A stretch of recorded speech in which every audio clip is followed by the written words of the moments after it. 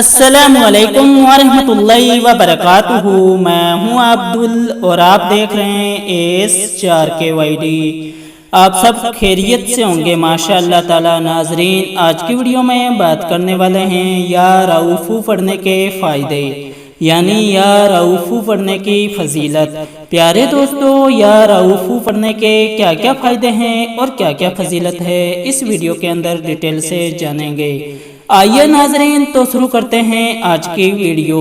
اعوذ باللہ من الشیطان الرجیم، بسم اللہ الرحمن الرحیم۔ یا رؤفو پڑھنے کے فائدے۔ یا رؤفو یعنی بہت بڑا دیالو۔